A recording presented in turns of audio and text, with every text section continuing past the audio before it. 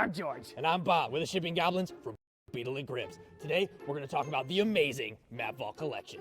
And with the Map Vault Collection, you get a bunch of gorgeous two-sided maps, all scaled for standard minis. Yeah, get yours now for the Map Vault Collection from Beetle and Grimm, and all the players at your table will be revved up and hyper because the only thing they'll be able to say is... Yeah, go ahead and do it. Zoinks! Yeah, do it again. Zoinks!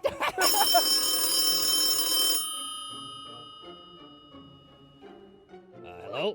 Who do you think you are? Yes, Mr. Lillard. You're just some common. Yes, sir. You can't just go off and use my It's your voice thing. like that. I have rights. Completely. We just thought... Wait, Oh, okay. I'm gonna take this right to yes, the sir. Beetle. Hey, Grim. Thank you, sir. What happened? Matthew Lillard watches our show! Zoinks! Double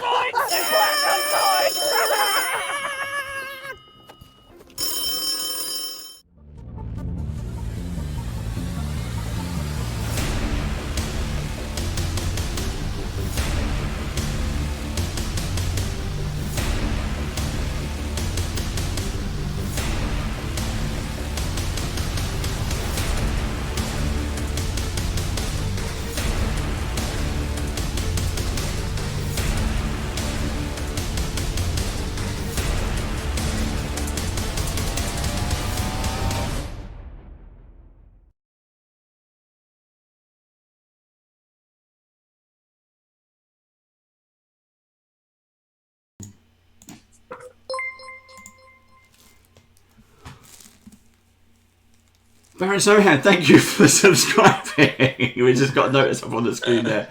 Hello. Hello and welcome again to Band of Badgers. I'm Dave, your host for this evening, and this is the Great British Brush Off. And these are my guests. Hello guests, how is everybody doing? Hello. Cool. And welcome back to our very special guest artist, Leia Robertson, everybody, from SUNDRIES. And joining us today is Jeff, who is one of our fellow Badgers, but he was basically badgering us about coming on because he, like us... I asked once. Yeah. Jeffy Badgers. Badgering me. Got it in the end. So, is also a fellow amateur painter, but wanted to kind of come on, see what the fuss was all about. And Jeff has actually been busy. He's bought some minis, he's bought some paints, he's bought some paintbrushes. He's been painting along since we started this. It kind of got him back into it. So we're really happy that Jeff's kind of spending some time with us to kind of come on and paint along. Maybe we'll even judge him at the end. Who knows? Oh, no. I only agree to this so I don't get judged. Now, as always, thank you to Beetle and Grimm's, our fantastic supporters of our channel and everything we do. Thank you, of course, to WizKids, to VMuse, and thank you to Vallejo as well. As you can see, our lovely supporters everywhere. Now, not only do they support us, we have various discounts.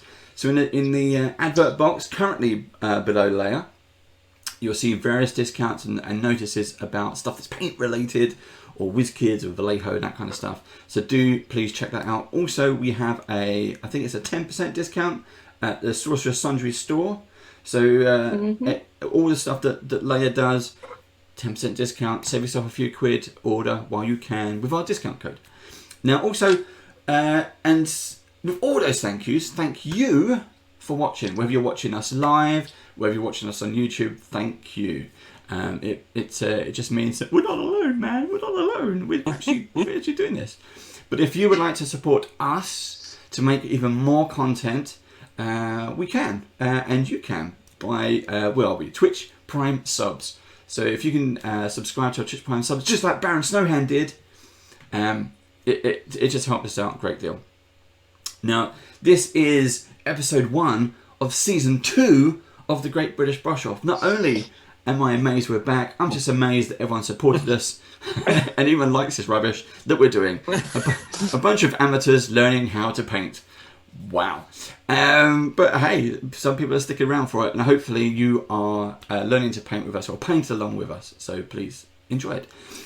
So what have we got coming up this week? Today is Monday. We've got the Great British Brush Off. That's what you're watching. Tuesday we got Vazen. Vaesen is back. It's our Freely campaign for a little bit of Nordic noir supernaturalness. Wednesday, we've got something a little bit new. We're doing a vampire unboxing plus an interview, so stay tuned for that. Thursday, we're back with Runelords. And then Friday and Saturday, the weekend is yours. We might do something a little bit different. Sunday, Vampire is on hiatus for a little while. Lee's on holiday for a little bit. And then we'll be back at a later date. So please do. Thank you very much. Thank you, Will Dockrell. Thank you very much. You subscribed and gifted. Thank you. So let's get on with the show. We are painting today. What are we painting? Will Dockrell just keeps on subscribing. We are painting today. He just gifted a bunch of subs. Yeah, nice one. Nice. Cheers. This is the Pathfinder Battles Deepcuts from Paizo. This is the Human Female Paladin. So as we crack these open for the very first time, I will switcheroo the cameras and Leia can take over. So over to you, Leia. Hello. All right, so firstly we're gonna pop these open. Yep. Sorry, sound. I didn't do that this time. I can't get mine open. Dang. I just noticed Jeff's name still says guest. I will change that presently. There we go. And I've got to glue these as well. All right. So I didn't do any prep on this one. I figured we would just dive right back into this. So I'm just sticking on my little blue tack with my cork. So I've got just a regular wine cork, and I'm going to stick her into that blue tack pretty good because she's got a really thin base.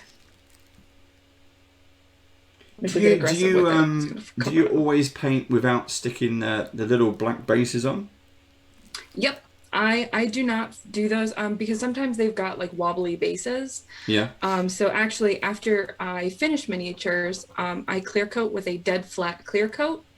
And then I take a little piece of sandpaper, I flatten out the base, and then I put the base on. This is the last thing I do. Cool. Just because I think it puts that nice clean look on. But I do have a ton of those little black round discs now. I just hoard them.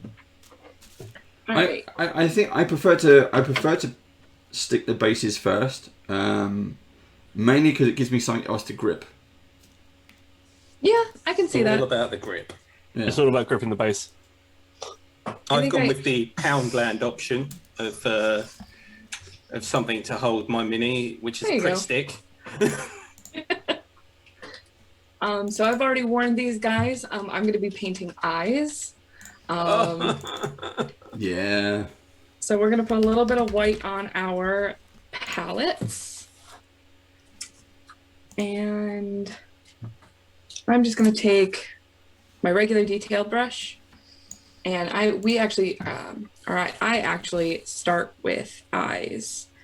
So I generally start from the bottom layer up. So I normally will paint any kind of skin tones on first, starting with faces and eyes.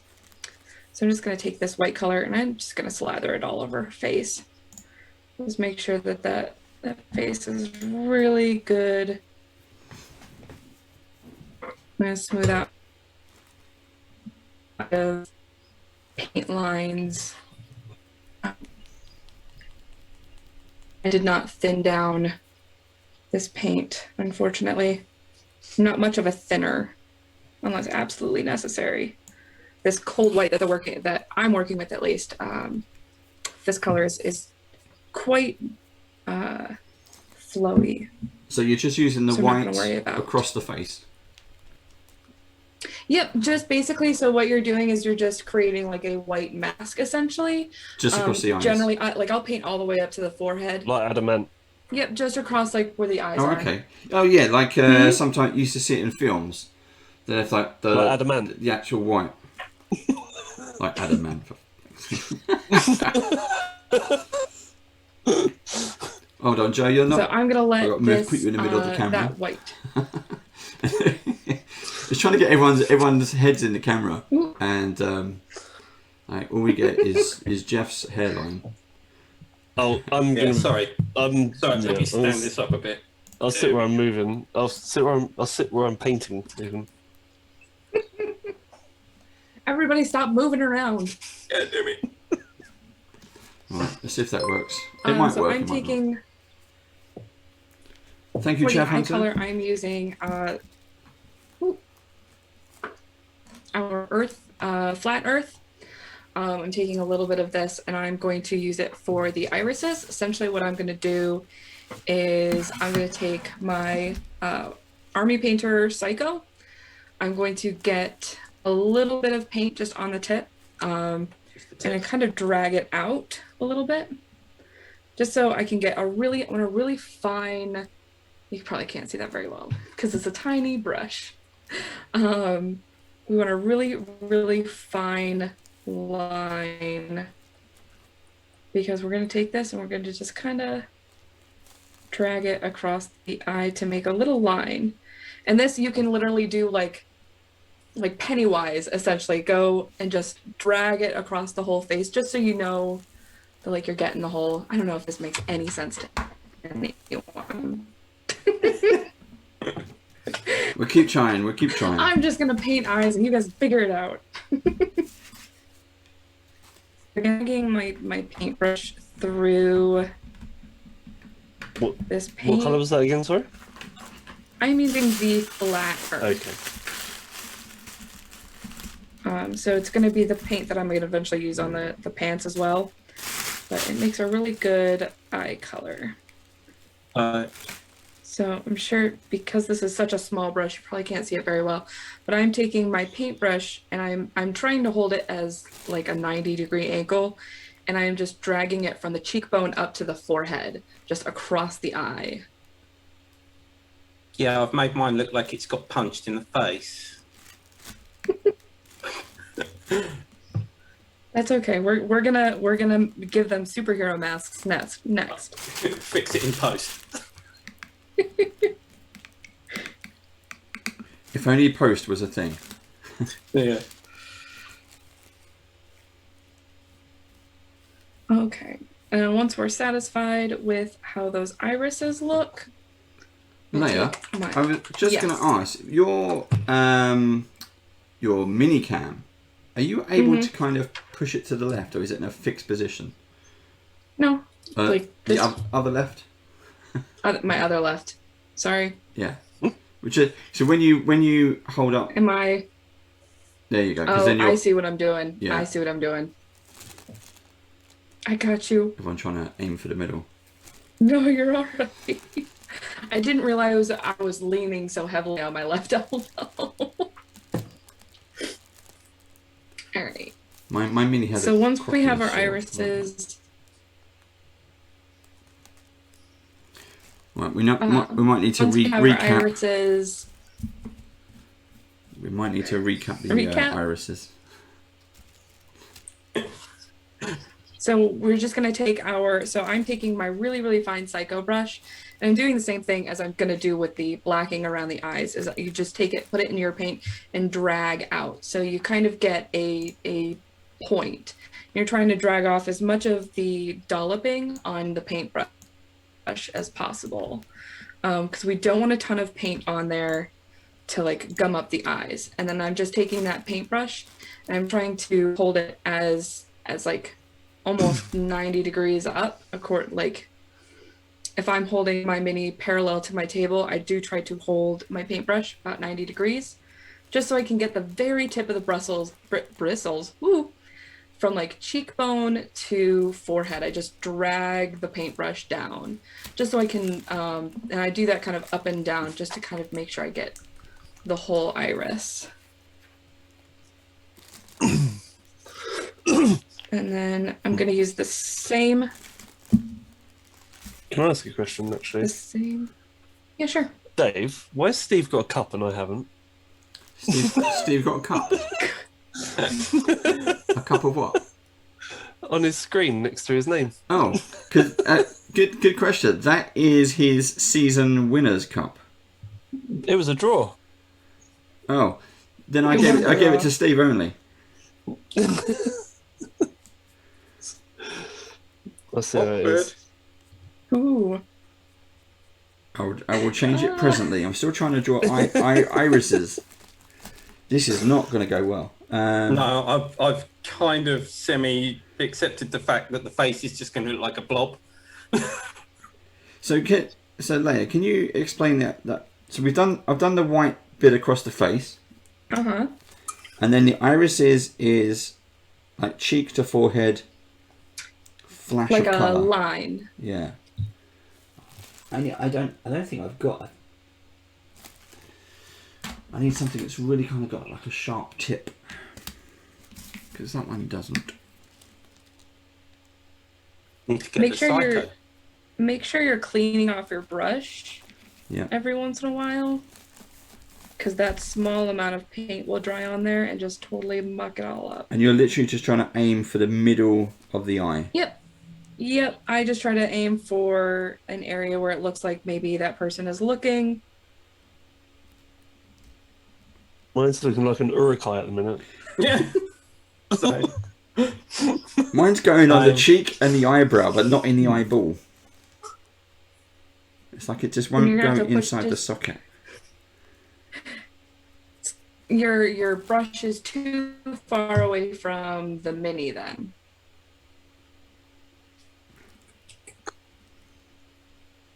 It's got a cool like scar effect. But yeah, I think mine's just been in a horrible accident. That's all.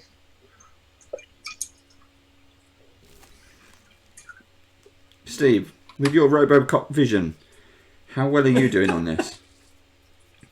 Magnification 100. Oh, can't hear you, Steve. I've managed to get 2 dots in the centre of the eyes, but I can't really tell the difference between the brown and the black. So I've done as best I can. That's fine. I mean, sometimes the brown is very dark. Yeah. I'm going to be having that problem here in a second. I'm actually going to be using a darker skin tone. That's exactly what I'm doing as well, yeah. I'm using dark flesh tone. Yep, I'm going to be using Reaper's dark skin.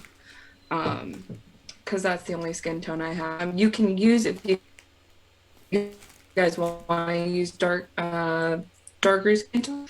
Excuse me. If, I don't know, I told Dave you guys to pick whatever skin tones you wanted. Chocolate brown is about the color that I'm going to be using. Yeah, that's what I've come with. In Vallejo terms. Cool. This is just the only difference between the one that I'm using and that one is chocolate brown's got a little bit more yellow in it. This is going to have a little bit more of a pinky tone. So anyways, back to the face. If you guys are ready to put in the blacking, basically what I'm starting with is I'm taking my paintbrush and doing that really, really thin line of black paint. And I'm just starting it above where that little brow indication is and slowly working it towards where the indication on the model has the eye. And then just kind of working it until it looks eye-like. And I do that for the top and the bottom. A quick artist trick for that is if you tip your mini upside down, your eyes stop associating it as a face. And the shadows sometimes help you figure out where those eye placement is going to be. So you're like an eyeliner? Yeah, kind of like eyeliner. This is going to be, if you're using a lighter skin tone, you can tell a little bit better. It does give like the impression of like eyelashes.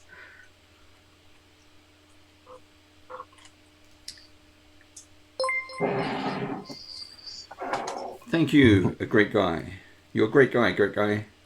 Thank you for following. So if you guys see here, it looks... I think I really messed this one up. There you go, Joe. Baron Snowhand has said we're sharing a cup, so I get it this week, you get it next week. Joint custody. Yeah.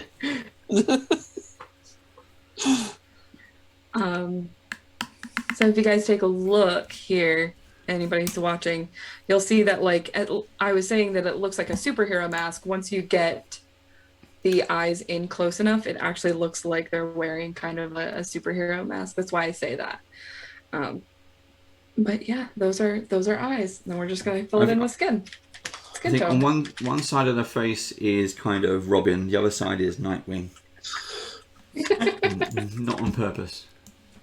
But I can't tell you how many times when I started doing this particular style, how many eyes I had wonky, or like one eye is going off one way. Like sometimes you make the iris too wide. It happens. It takes a ton of practice. I think this took about a year for me to even get comfortable with this particular painting method. So I'm doing the same thing for my skin tone, is I'm taking my skin tone, and since this paint is very, very thin, I'm just starting at the jawbone and hoping that the paint is going to slowly work its way up the top. And then I'm just going to work it pretty close to the black on the eye. You can't tell too much because the skin tone is pretty dark. I just love it.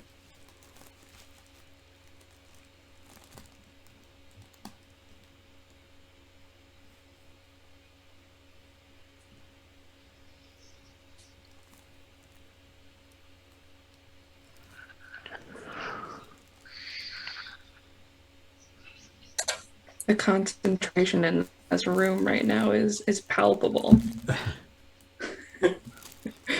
Yeah, I had some practice with the magnifying glass beforehand. It's the first time I've used it.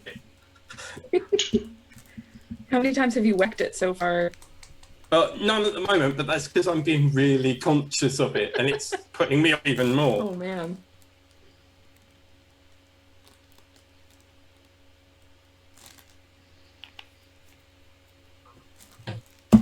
And if I faint, it's because I'm not breathing. Please breathe. Please breathe. What colour are you doing in the face? Sorry? I'm using Reaper's Dark Skin, but if you want to use like a chocolate brown, that is probably the closest that I'm aware of in like the regular Vallejo sets. I'm not entirely sure what Vallejo paints you've got. I've got a dark flesh tone. There you go. So I'm hoping that works. The flesh tones are nice because they're more on the. I would just mix, Dave. Mm-hmm. You said you're using dark flesh tone. That's what it says. Yeah. That's got a really, really reddy look. You might want to mix a little bit of like a dark brown with that. Okay. It does turn out looking a little red. Okie dokie. Let me try that.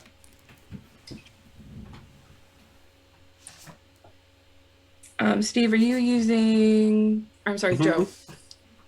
You're using Citadels, or are you using Vallejos? I'm using Vallejos, but I do have some about. I was gonna say, if you don't have the color in Vallejo, I think. Oh, the name just escaped me. Is it Rathcar Flesh Shade or something like that? Rathcar Flesh Shade is like orangey pale color. Although if you mix that with a little bit of like a pinky color, you might get like a lighter skin tone. We've got khaki, actually. I don't know if that's going to be too brown. I'm gonna steal a look at my Citadel paints. The bark, the Sylvan bark, is pretty close if you've got that in Citadel. Right.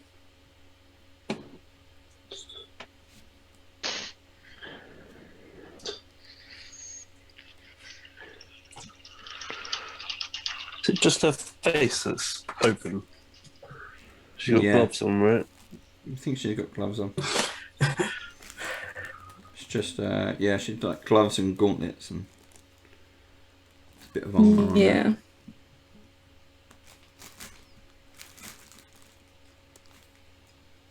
I love them armor ladies.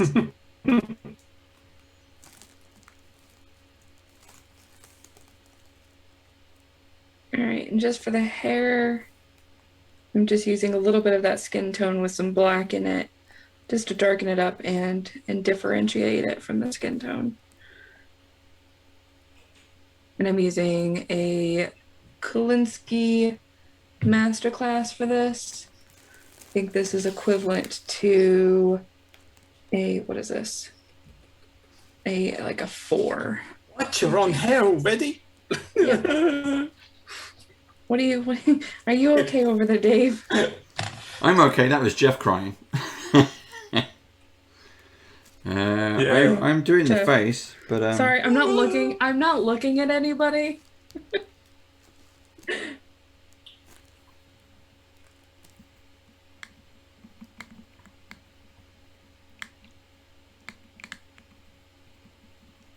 Jeff, I bet you never thought it was going to be this hard.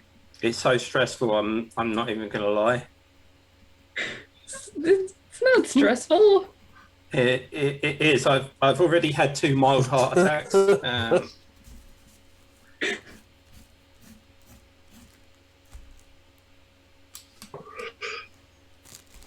painted over it and I'm doing it. Well, be careful when you paint over it, because if you paint too many layers, you'll end up losing the detail in the eyes. I use some water to brush the eye space off. All right. But Cool. yeah, it's difficult to avoid it clumping actually. Yeah.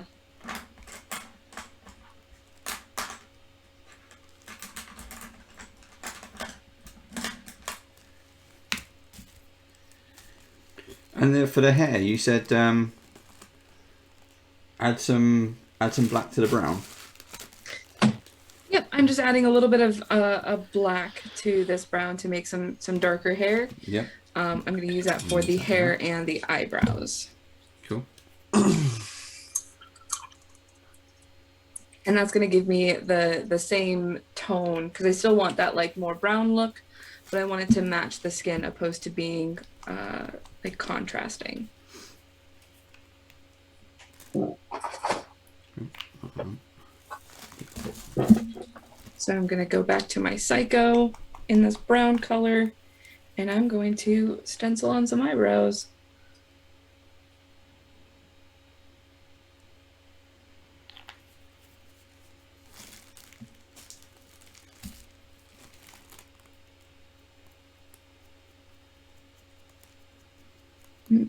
I stuck my finger in the hair right after I painted it.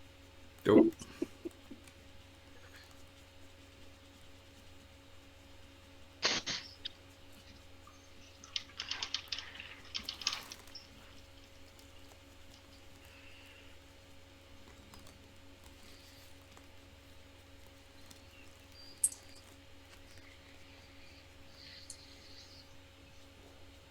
Boy, I'm sorry I threw this curveball at you guys.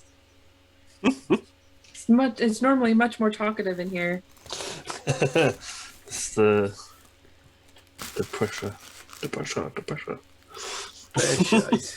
The pressure is killing me. I think. Let me get my reference here.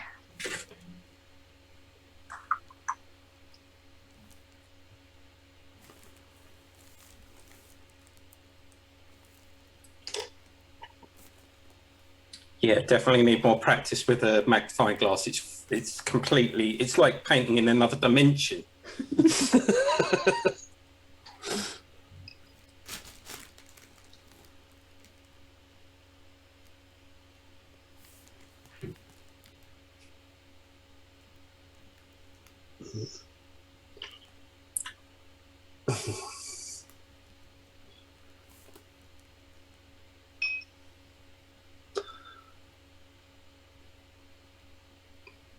So Jeff, you said that you sort of picked up painting again since we started doing this.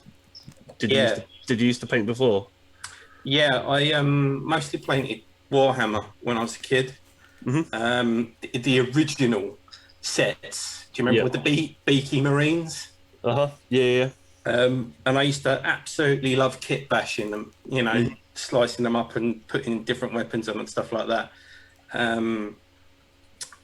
But my absolute favourite game from that time period was Adeptus Titanicus. Okay, yeah.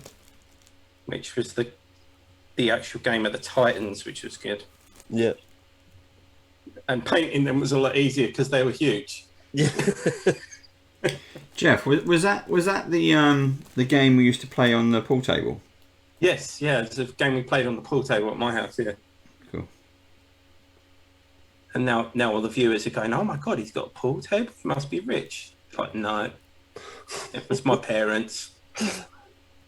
He was a teenager. Yeah. It was his dad's. It was great times.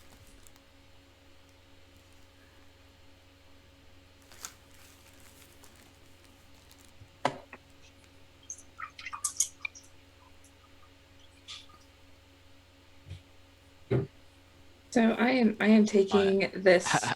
Could you Go ahead, look at mine? go ahead, Steve.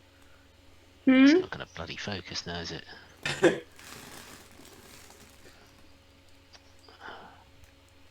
He was doing it so well last time. I'm leaving it for now. I'll go back later. I still got this like highly surprised look and very wide eyes. Yep. The eyes do tend to be a little bit on the big side, but I mean, I think the implication that them even being there is like steps up the mini painting from just like painting blank faces. I definitely noticed a difference when I went from painting, because I think I mentioned last week, I used to paint just the face and then put the implications of eyebrows in. And it wasn't until I worked with one of the people that I was doing a commission for, like maybe a couple months into me owning my shop, were like, "Hey, I don't care how long it takes, but like try to put some eyes in." And that's finally when I like looked up a video as to how to do eyes. That's what gave you the push. Yeah, he really pushed me and it was like, "Hey, I don't care how long the commission takes, but like I'd like you to challenge yourself." And I was like, "You know what? This is definitely a thing. Like I want to get better." So I challenged myself and I don't regret it. That's really nice for somebody that's asked for a commission to do that as well. Yeah. Well, we're still friends. He ended up starting to invite me to like D&D games. So I actually play D&D with him now. But anytime we need minis painted, he knows who to go to. So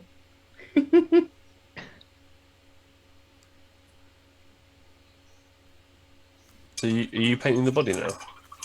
Yep. So I just I did see a little bit of pant leg, so I tapped that in.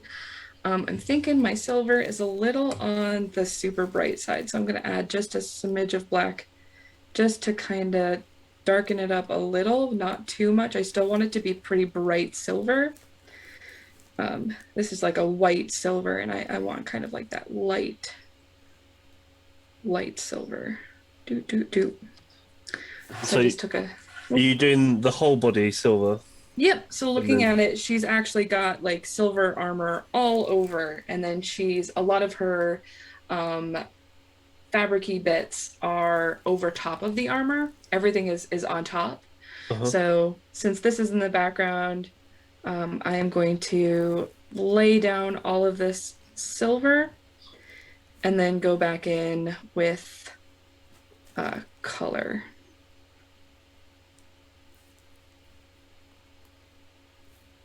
We're just doing the same thing we did on Grey Maidens, is we're just going to take this and we're just slather it all over. So like we did with the red, you're just doing it with silver?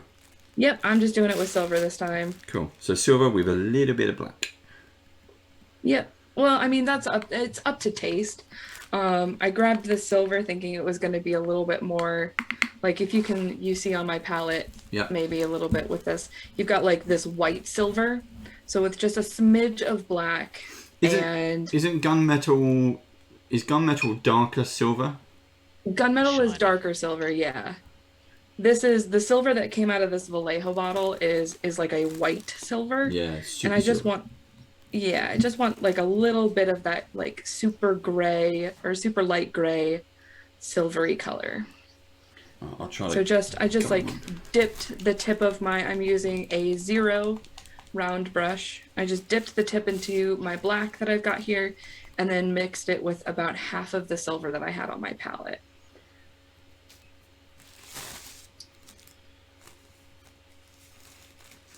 I might switch out for mithril silver then, because that's a little bit darker. All right. Maybe she's just got an upgraded armor, so you know, it's like magical. She's a level 1 character, all shiny armor. Yeah, ready to get goblin blood all over it. Like when your players come to you, can I have plate? And you're like, you're a level 1 character. Yeah, but I've got a rich uncle. Yeah, but it fits with my backstory. It's an heirloom. See, that's why you've got to have that one person that has got like, you gotta have that DM that's super cool about it. Leia. Or like it's one of those. Sorry, I was just gonna say, did you say for the silver, just basically cover the whole thing in silver? Yep. So like I'm just smashing it into all of these bits. But obviously, trying not to get any clumpy bits or fill in too much detail. Yeah. Yeah, you want it to be a little bit thinned out. I am. This silver is pretty thin, so I have not. I'm notorious for not thinning down my paint, but I also lay down some pretty light layers. And not on the cloak as well, I'm assuming, or? No, we're gonna make the cloak is gonna be blue. Cool. I'm gonna be doing a blue cloak, blue tabard, and then maybe some blue on the shield. Does it matter if you get any of the silver on like the weapons or? Nope. I'm so glad you're saying those things. That's why I'm using a fairly large brush, just to kind of slam, like this.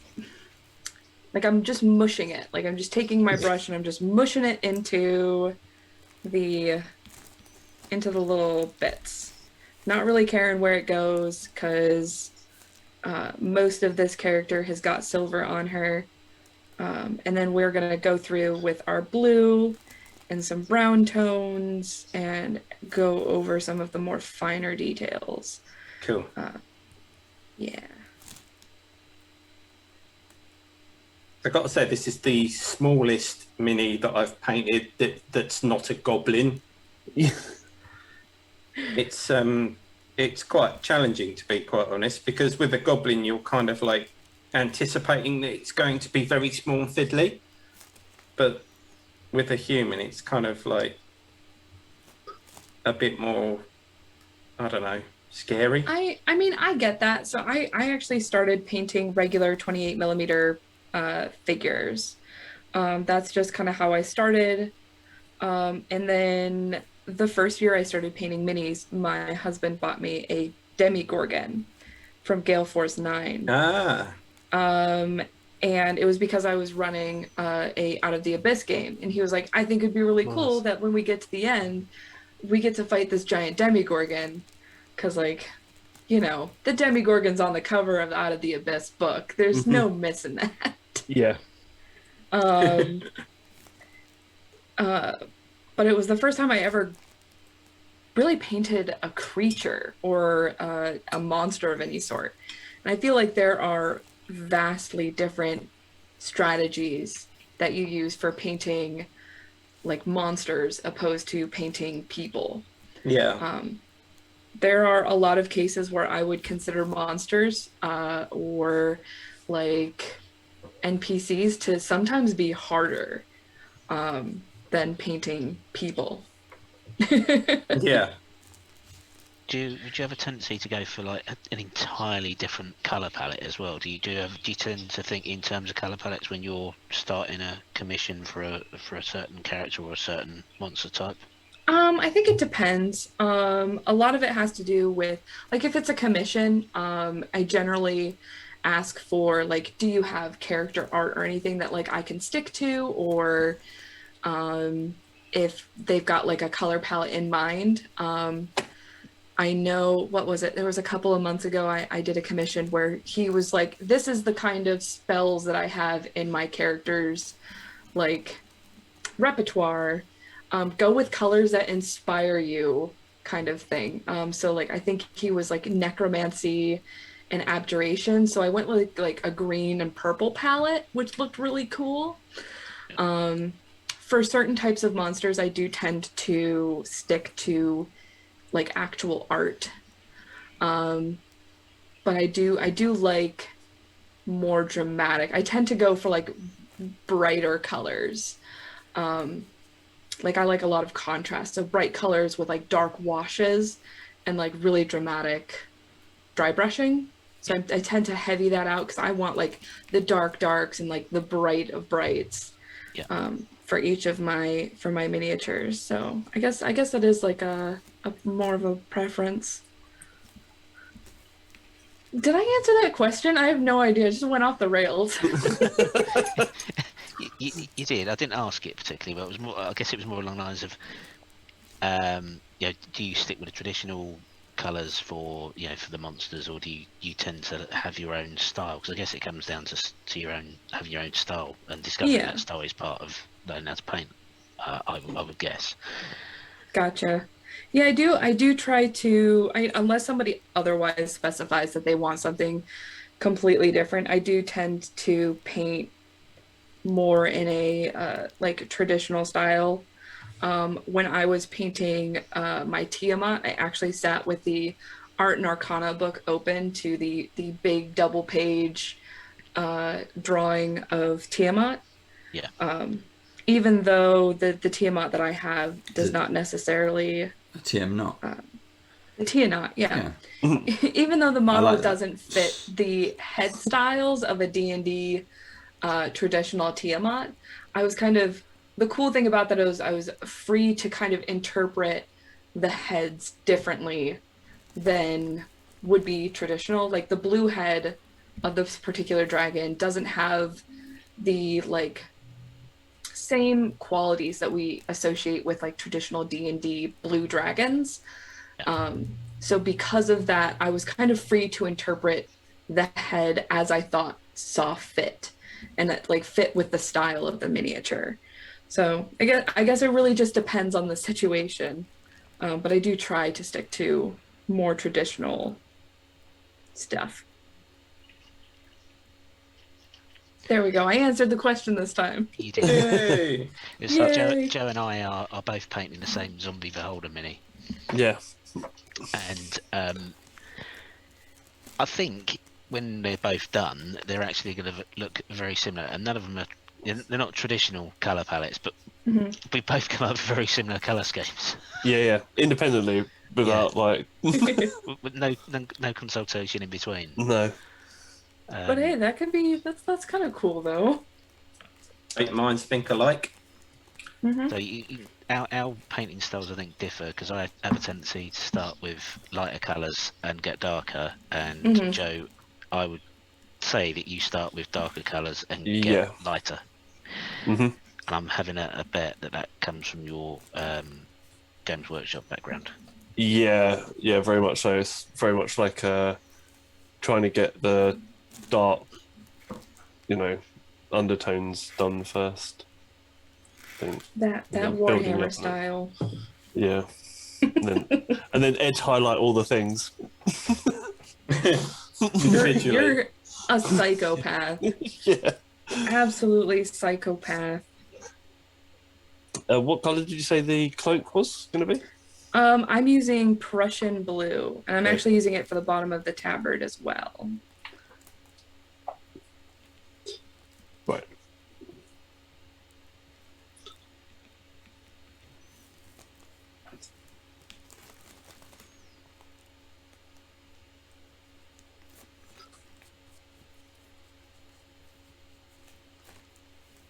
This blue's like a neon blue. I don't think it's Same as yours. So Joe, are you using any of your magic paint? What was your that? magical paints? I'm not today, no. It's, It's because you got penalised last week. yeah, I thought, do you know what? I'm going to do it exactly as Leia wants. Wow. I learnt my lesson. For the longest time, the whole week, my mom was like, he should have gotten the award. He should have gotten it. He should have gotten points for creativity. Thank you, Leia's mum. I agree with you. As I said to you on Twitter, I was like, always listen to your mum. When I told her about that, I was like, I told Joe that you were her favorite. Or you were. There we go. Mum's favourite. He was your favorite. And I couldn't think of the words. I told my mother that, and she was like, he was my favorite. That wasn't my daughter.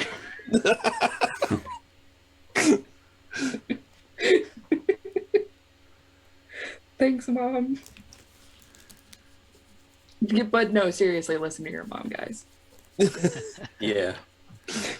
Always. Mom's always right.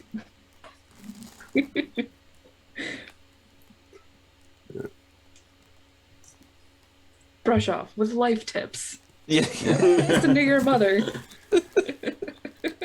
Stay in school.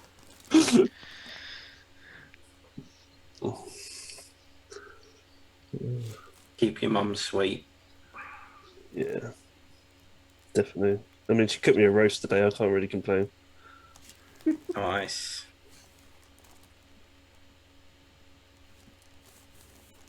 Yeah. This is so fiddly. I'm glad you're saying that. What, the cloak? No, I'm trying to get the tabard underneath the legs. You know what? I'm just gonna smash it in there, and I'll just repaint the silver. Who cares? Not me.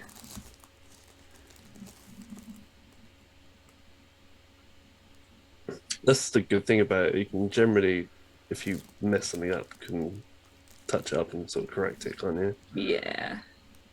Except for white. Yep. If you paint over white, you're just quit. Throw it away. Next. Throw it away, yeah. Yep. Truth. There is one bit behind this leg that I cannot get.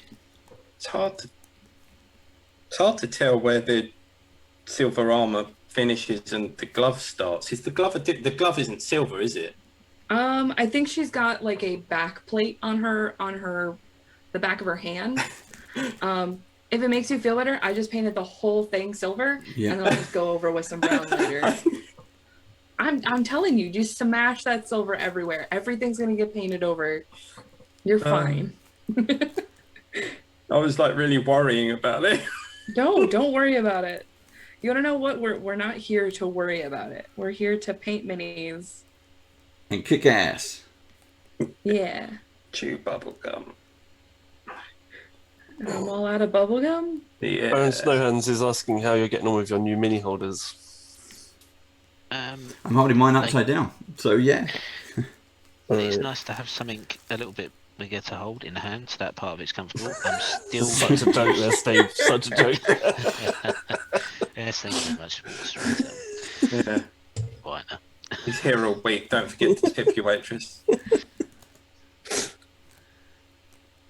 I'm still getting used to using the copper wire, I think, is what I was trying to elaborate on. I still haven't gone out and got any blue tack yet, so I haven't started using mine. I find it okay for doing this kind of all over body colour. It's quite handy because I can rotate very easy. If I'm trying to do very detailed bits, I just prefer to hold it by hand. But it's definitely modelled very well. It's definitely, you know, there's like pressure points that you can use it on. So it's structured quite well. I think that's called contouring. Yep. It's it's quite nice actually.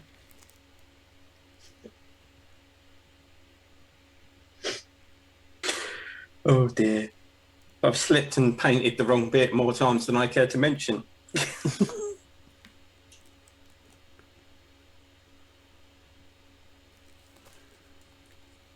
I can't tell if I have or if the silver's reflecting the colour that I've put underneath it. Yeah, it does kind of, yeah, I know what you mean. Like, makes your eyes go a bit funny. Again, with the magnifying glass, every now and again I have to sort of like look away and refocus because it's making my eyes go funny. I commend you for using a magnifying glass. Oh no, I can't. It's it's the first time I've used it, and to be honest, I wish that I had used it before so I knew what to expect. Because now I'm sort of going, oh damn, I wish I hadn't used it.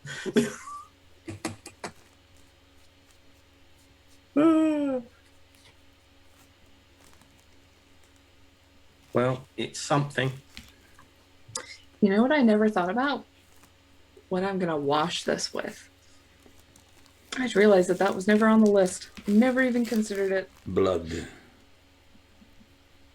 A red wash. Yeah, that'll go great. Be perfect. I have no idea. I was just making shit You really up. just want to cover. You just really want to cover it in blood or something. What I want is a battle hardened, battle weary figure. I keep thinking about like a diorama, and I think it's because we did the Grey Maiden cloak with that like muddy brown, as if they've walked through the battlefield, and you see it in films where the cloak is getting trashed in the mud as they're charging all over the muddy battlefield and all the bodies and stuff. I mean, that's what kind of inspired it. Was like, I wanted that realism in my figures. So I get that.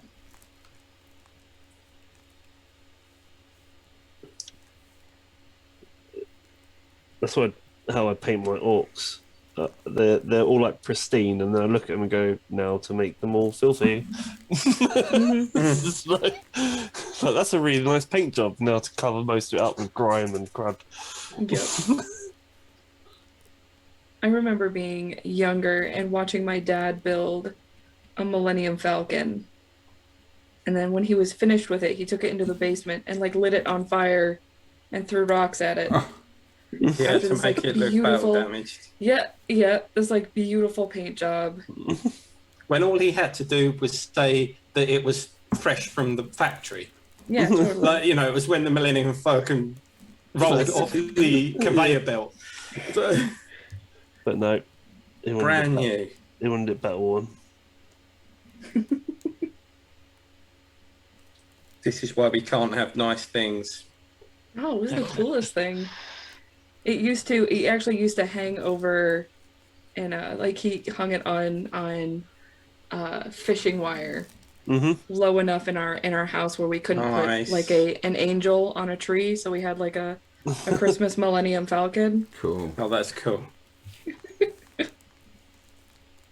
He's sensing the themes here. Yeah. We're on your dad's side. So, Leia, who do you think chose your name then?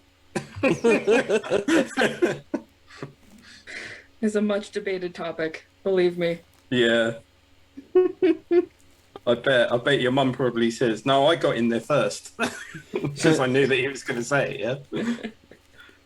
Does your dad still paint and do models and stuff? No, not really. My dad has more gotten into leather crafting now.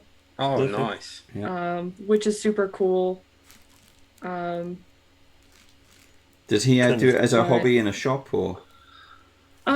He's got it as like a hobby. I have no idea if he plans on opening up his own shop or anything like that.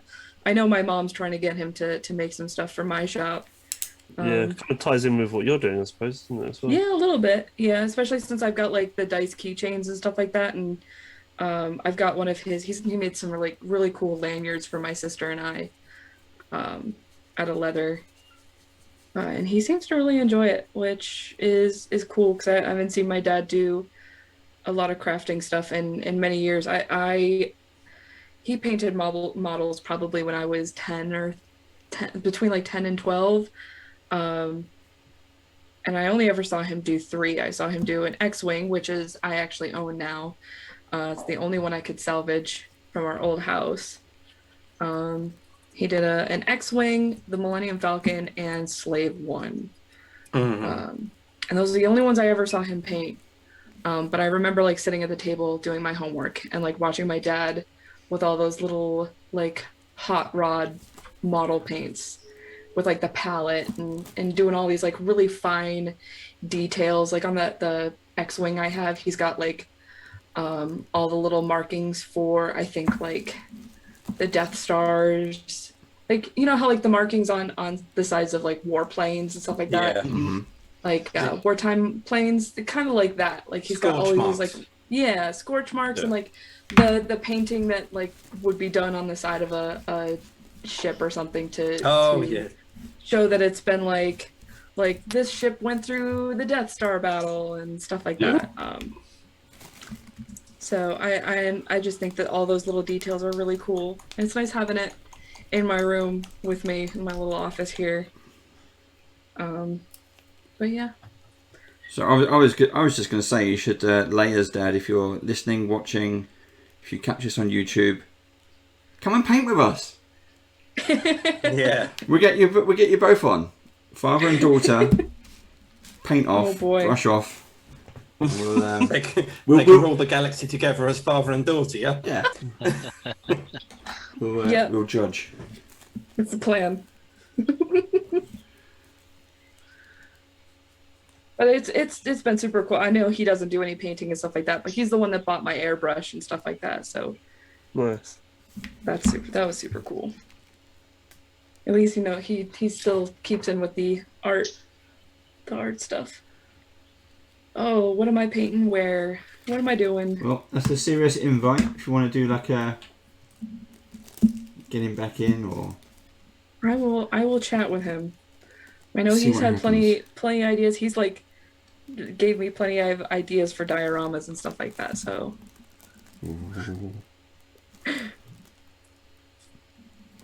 Okay, he sent me one with an AT-AT model. Like, that's freaking cool. Oh, the like stormtroopers and stuff. Yeah. Like father, like daughter.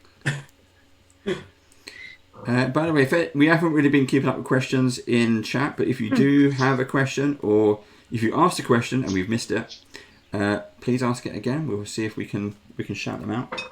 Oh yeah, we've been super concentrating. I'm just starting on the cloak now. Yeah, I'm just on the inside of it and looking at it through the magnifying glass. It's weird because it almost makes it look the other way around, like it's poking out rather than poking in, if that makes sense. and it's really making my eyes go funny. Convex instead of concave, that's what I meant. Oh, how am I going to get around there? You do what I did, and you just smash it in there and then worry about it later. I do love the way you say that, smash it in there. I got it from Bob Ross. Yeah. I thought about that the other day, and I was like, I can't believe how many techniques that Bob Ross uses that I use. Like just smash and paint into crevices.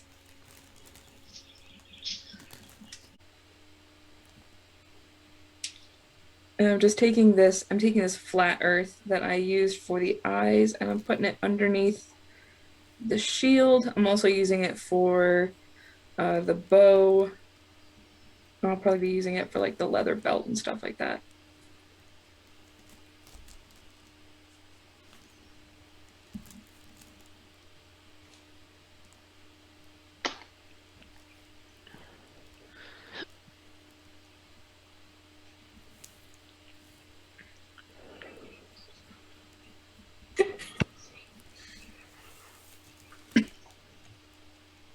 I kind of wish I'd been having a beer while doing this now, so I've got a really good excuse. You could always just pass it off. We'll just take it. No one else has to know.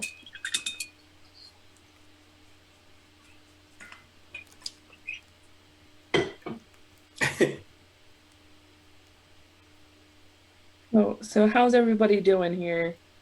What are we working on? I am doing the inside of the cape. I'm loving the blue. I've got a nice... What's my one called? My one's called Imperial Blue. Ooh. Are you using the Games Workshop or Games Paint? The game paint, yeah. Game colour. I love that Imperial Blue. It's very nice and fresh. I've finished the cape, and it's the best bit on the entire mini so far. Little bit of highlighting and some kind of wash on it, and I think it will be look really, really good. Show it to camera, Jeff. Yeah, Yeah, that's nice. it's I not like too that bad blue. actually. Aaron Snowhands has pointed out that being cross-eyed means that you can watch two enemies at the same time. Oh, that mean you get an advantage on certain perception rolls or something. Advantage, don't you? Yeah. You know,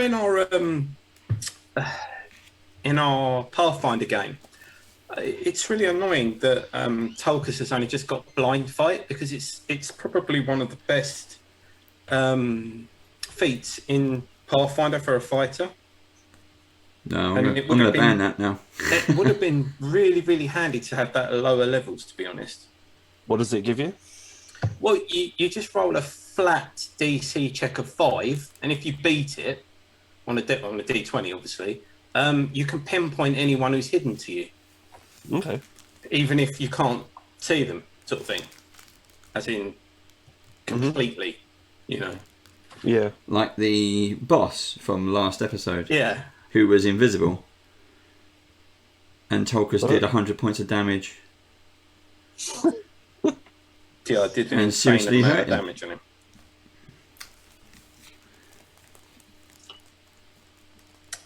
Now I've got to touch up the hair. I've just realised I've got blue on the hair.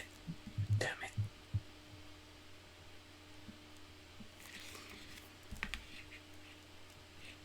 Thanks for the sub, Twitchy. Yay, twitching.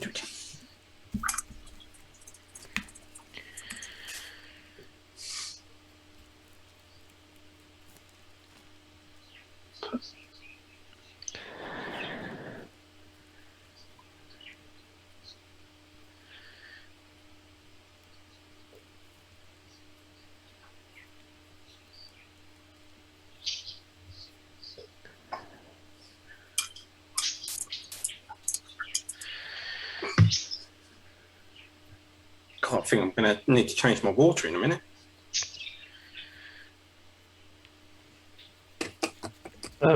I didn't change my water from last week, and so mine was still bright purple from all the shifter paints.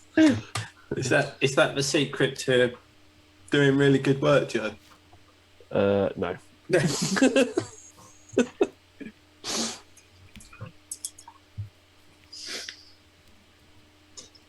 Don't listen to Joe, guys. All right. Change out your paint water. Yeah, definitely. Especially if you're using metallics like I did last episode. You're gonna have like metallic flecks. Yeah. Because I put it through my airbrush today, and I've just got like glittery stuff everywhere. There's so much regret.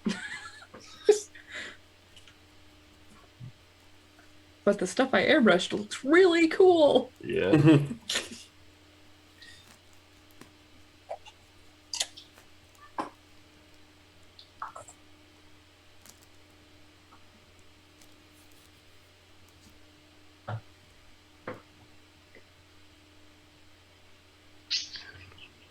And just to split up some of the leather bits on the the bow, and with this flat earth, I painted the underside of the shield I added a little bit of black so I can do some of the leather work on like these pouches. This like dagger she's got on here, her leather scabbard, and the quiver she's got. So I'm using it. It's in the same color family, just a little darker now.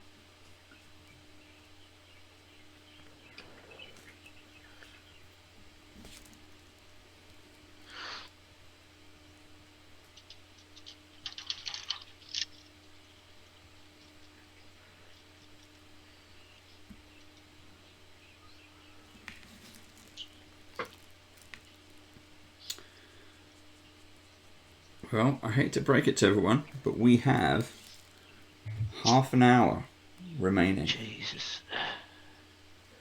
Well, that's plenty of time. For you. Shh. For everybody.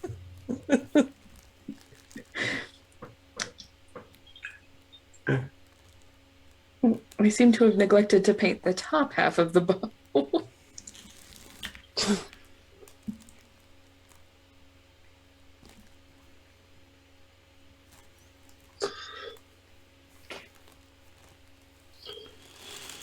So did you what did you do with the tabard? Was it I painted the tabard the same color as the cloak. Okay. Just because we don't really have any color down there. Yeah. And aside from the gold bits that I'm going to be putting on, that would mean that like the cape and the shield had the only blue on there. Yeah.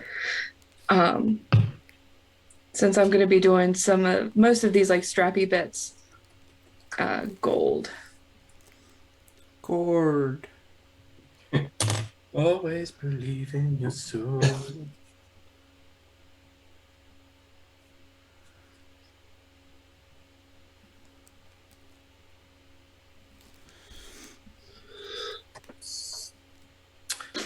I'm now wishing that I'd started using the Psycho brush a bit earlier on things as well, because I thought I could get away with the insane detail brush on some bits, but even just getting into bits, if you know what I mean, in between cracks and whatnot.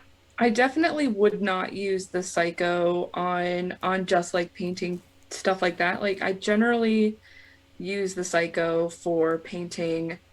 Like I'm going to use it for the edging, for the gold, and whatnot. I would be careful about using it for anything other than detail work. Just because if you ruin it, then your brush is no good anymore. I'm just using it to try and get in between the points of the star on the shield. So I've done the majority of the shield with a normal detail brush, but now I'm just going in between. Can I tell you a secret? Don't bother. Okay, so I just keep it to myself. No, I meant you were going to say don't bother. Just splash it on there. Smash it in. Yeah. And then do the silver on top, because it's going to be easier to do the silver on top of the blue than it is to paint the blue in between the silver. God damn. And you did it totally opposite, didn't you? Pretty much. I'm sorry. Doesn't matter. It's my fault.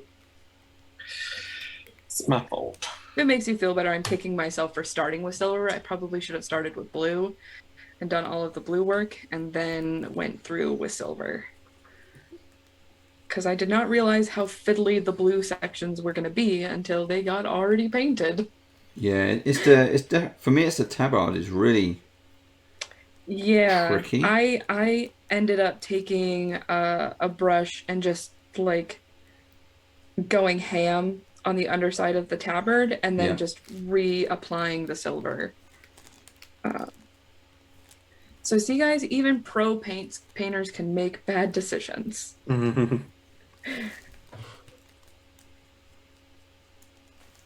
think I need to get one of those Psycho brushes. They sound cool. I mean, apart from having an amazing name. Yeah. It is incredibly helpful. So is Psycho a brand, or does everyone sell the Psycho? No, so that is specifically an army painter's brush. Okay. Um, Army So painter, it's- if you're listening, you want us to sample some of your psycho brushes? I got one in Would that love set to. that I sent you the link to, Dave, when it was on special on Amazon. The Yeah. full army painter set. I'm waiting for the special to come around again. Yeah, I suspect it will do. Because it's what, like $30 with the. I'm sorry, I use totally different currency. I said that and I was like, oh wait. That's So like, it's about, probably- about 25 quid. I'm about to say 25 quidish. Okay. yeah. It won't be a direct conversion anyway. It's normally, for things that get imported, Yeah. you'll pay the same price in pounds as you do in dollars a lot of It's, times. Yeah. it's actually, I think it's more here. It depends on who's selling it as well. Mm. Just drop your brush! Oh, panic. So a quick. Oh, go ahead, Jeff. No, sorry, I was just going to say, is it the edging of the shield and the star is all silver? Yeah, so I was actually just about to touch on that.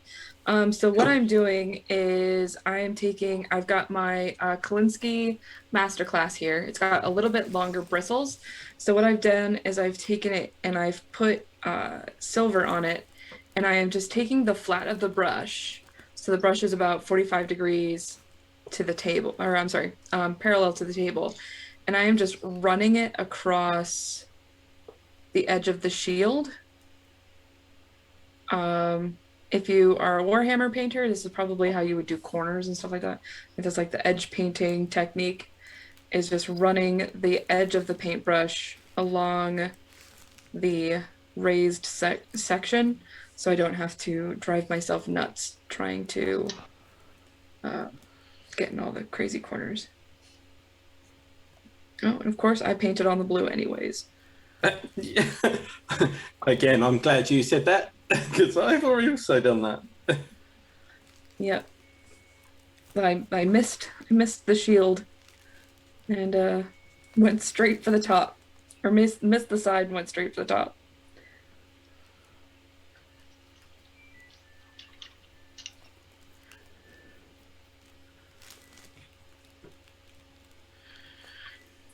But that's okay. Normally when I finish with the shield, I'll take the face color and I'll just kind of go over it once, around the edges to clean anything up that I might have messed up.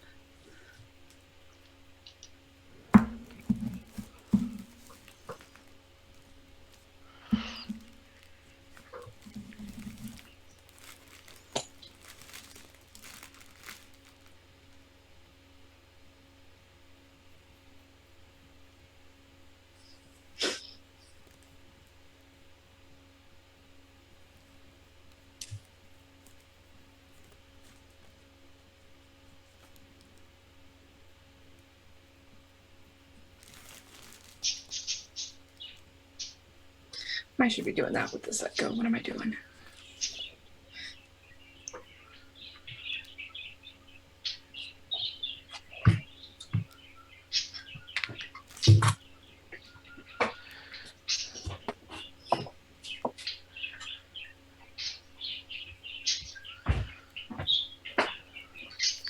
You have the birdie awake. The birdie's asking questions.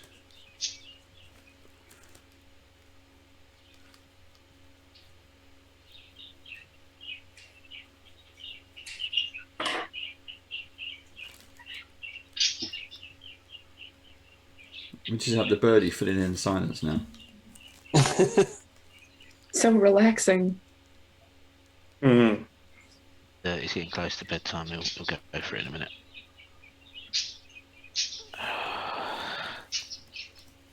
So the underside of the shield, did you say you've done that just one colour, or you've carried the blue through? No, I did that with the earth shade. What is it? Flat earth. Yeah.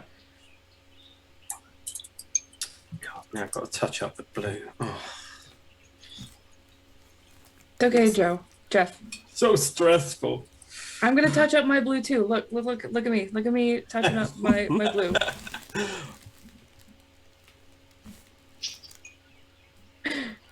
We could do it together. It's gonna be okay. It'll be okay. I feel like I need some sausages to calm my nerves. Alright. And then before I want to get this in before we end. So I am going to go back and I'm going to do some gold accenting. I'm using Retributor armor because it is my literal favorite gold in the whole world.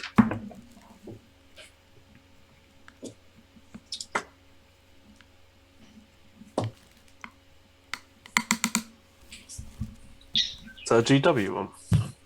Yeah. Yeah, I like Balthasar Gold. It's probably my. Yeah, that one's pretty cool. I like that for what is it? If you take one of the gold, was it like Griffin gold over top of it? It looks real cool. Why?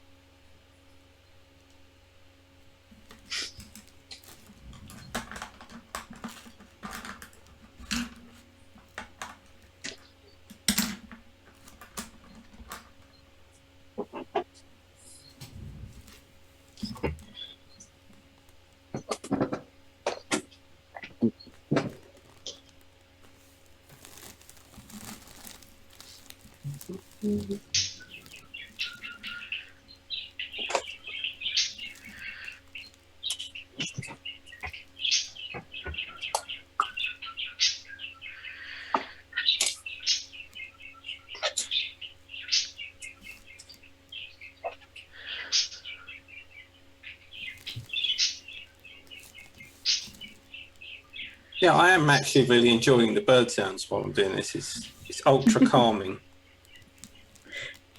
Just ask him if he can do a song. Yeah. Did you just say he's asking if he can do a song? I said, shall I ask him if he can do a song?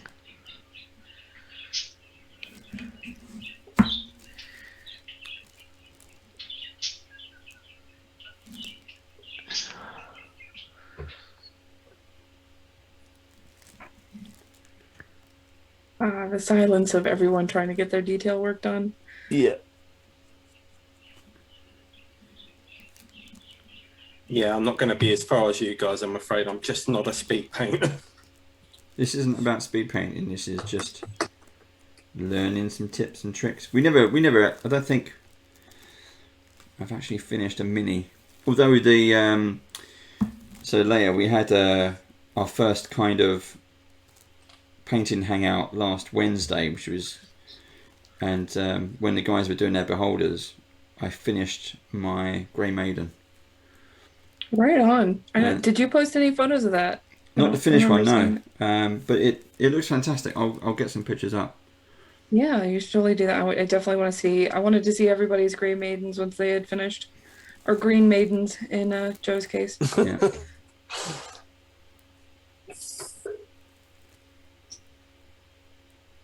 So mine's actually in my friend's display cabinet because I had to leave in a hurry because I woke up late this morning. But we were playing 40k last night, so.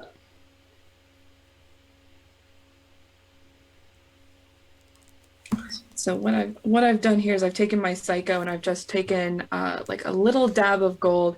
Might be hard to see on camera, but I take a little dab of gold and I just run it across some of these plates. Just so I can get like nice gold accents. And theoretically I would do the boots and all that. I have no idea if I'm going to be able to finish that, and I probably won't be able to finish that in time, but it does look really cool. And you just run the tip of your brush across to get some gold accents.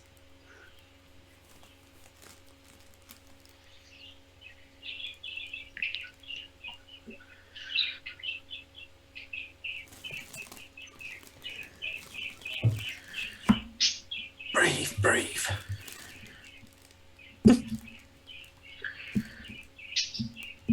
As a rule, this is something that a painter friend of mine mentioned to me.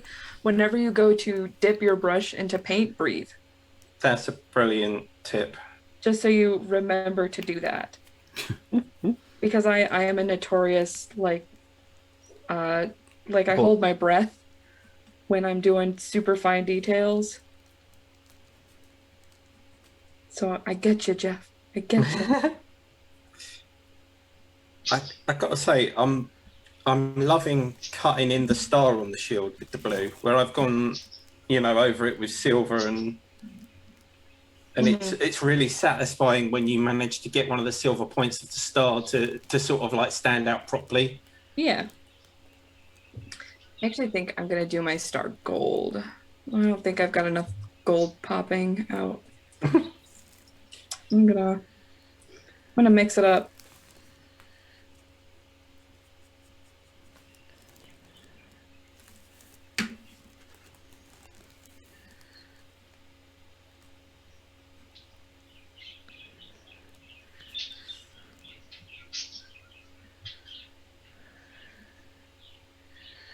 Definitely going to enjoy finishing this one off stream. Yeah, she's a really cool paladin. I've painted this mini for a Curse of Strahd character, and actually she was one of my first paints that I actually got to do. Cool. When I started painting. So this is one of the first minis that I ever painted. So going back and being able to redo her is kind of nostalgic. Cool.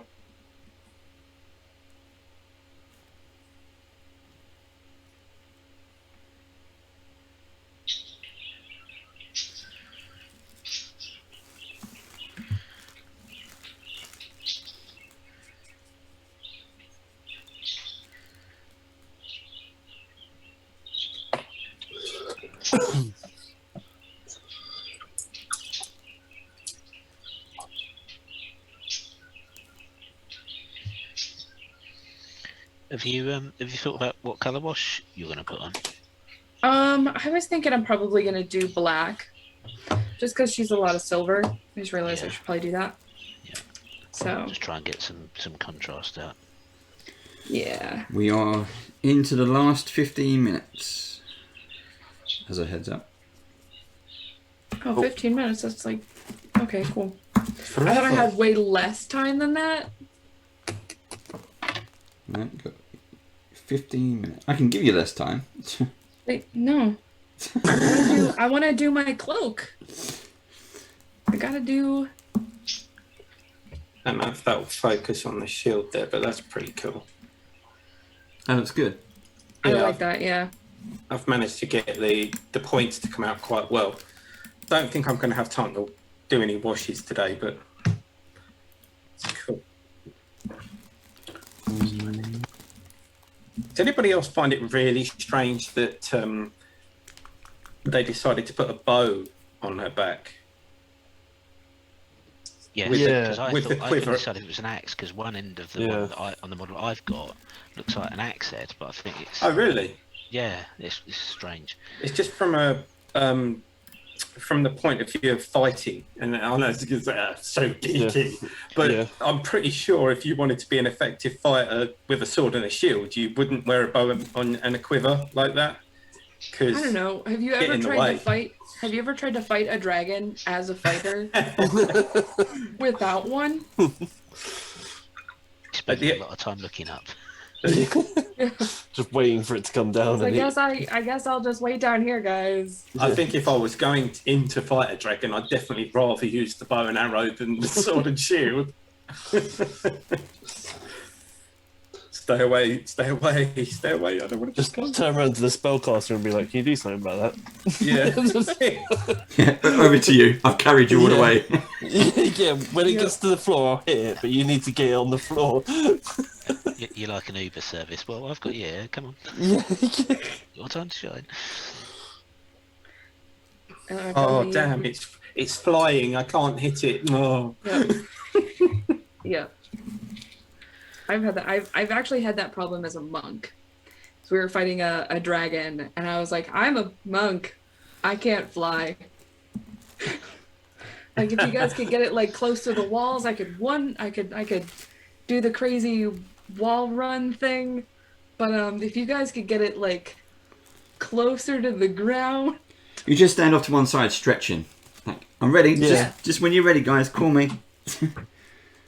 I'm just gonna limber Oh, up. I'm going to have to remember that because I'm going to be playing a monk soon. So I really enjoyed it. I got to play a drunken monk. And I had a super cool flask that gave me some cool. It was a homebrew item from my DM. What was it? It was like a flask of melee wizard, or something like that.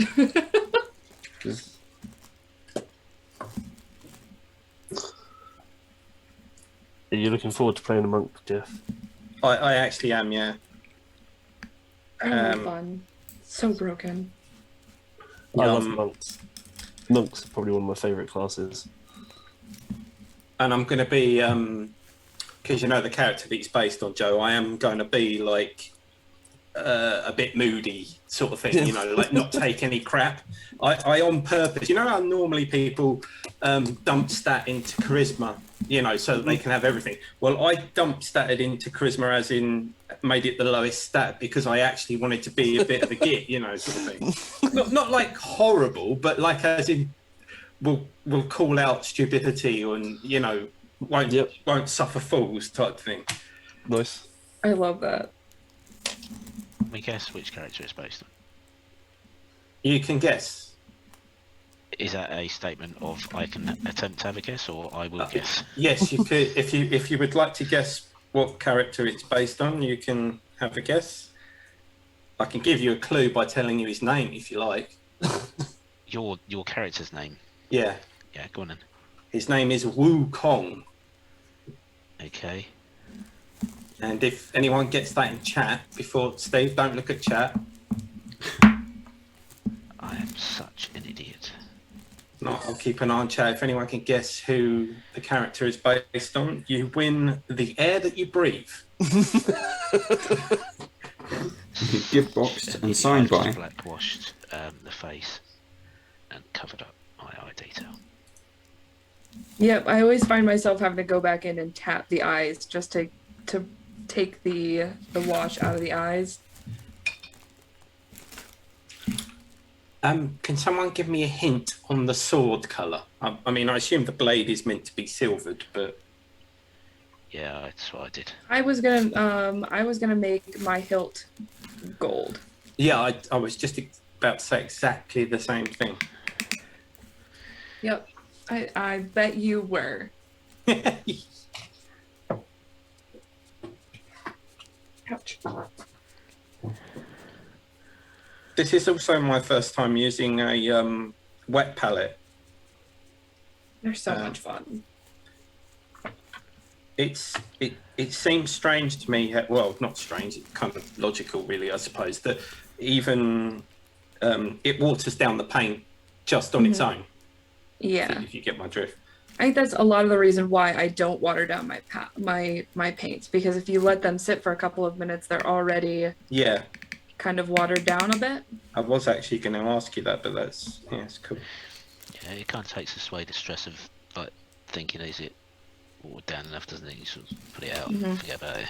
Well, I've noticed that definitely helps with the paint application. I mean, you also you want to make a judgment call though too. Is there sometimes there are paints that come out of the bottle a little bit thicker. I know the Vallejo Dark Prussian that I have is a little bit on the thicker side, so I actually do put a drop of thinner in it because the palette doesn't quite do enough hydrating of the paint. But that's, I mean, and there are a couple of other kinds of paints that are like that. But yeah.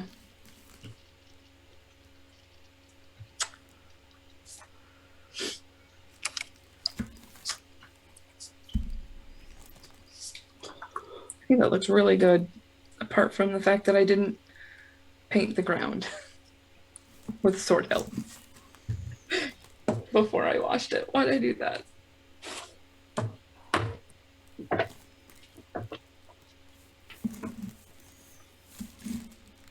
Mm-mm-mm.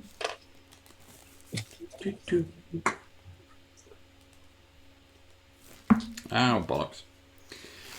I just hit the silver all over the blue shield with a bad swipe. Oh no.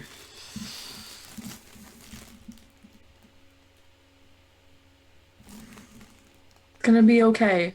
You're gonna survive this. It will pass. I think it's actually one of the most detailed models we've done. I know what Joe and Dave think, but there's a lot of detail on this. Yeah. Mm-hmm. Well, I think the Grey Maiden had a lot of detail as well. Yeah. That was nice to kind of do that. This is definitely has more. Yeah, yeah. It actually, encouragingly, the takeaway from this is we've actually got done, if you see what I mean. There's a lot of detailing that we've done in the 2 hours, whereas when we first started this 6 weeks ago, well, not 6 weeks ago, but 6 episodes ago, there's no way in hell we'd have finished. Yeah. Yeah, because remember you guys doing goblins. Yeah. One goblin. One goblin. Wasn't even finished. Yeah. But that's the whole point of the show. So that you can see how just by it, you know, if anyone is thinking about doing painting and never done it before, neither did I, and this is how much we've done just by doing 2 hours every 2 weeks. Mm-hmm. And it's definitely I kind of advocate for, like, if you want to, like, if you're watching a show like this or something like that, be like, man, I really want to get into that, but like I don't know what to do. Like, go and ask somebody. Like, anytime anybody has asked me in the past about some of my techniques, I will always answer. So don't be afraid to ask questions of people who might know the answers. When I was looking to do eyes, when I started doing that process, I asked another artist that I admired, and I was like, hey, I really like the way you do your eyes. How do you do that? And he sent me a video that he did of doing those particular eyes, and it was amazing. That's cool. It really helped. And like, I asked questions about paintbrushes, and when I was gonna get my paint palette, don't be afraid of asking questions of artists, because most of the time we will respond, and it's not like it's sacred knowledge or anything like that. I mean, unless the artist is a jerk. Yeah. Then you don't want that person's opinion anyways. Yep. But like, I've done, I think some of my favorite work has been like clear bits. And anytime I do clear bits on miniatures, I do tend to get questions about how I've done them, and I will always answer. Yeah, and I really enjoyed painting those clear minis before. My favorites have been the WizKids Asmires. Doing those wings and the effect that you can do on the wings. Although, I mean, that, like, spell effects and stuff like that. Just kind of going through that process of doing the spell effects is like some of my favorite, I think, experimentation that I ever did. Like, trying different techniques and different effects and stuff like that. But yeah.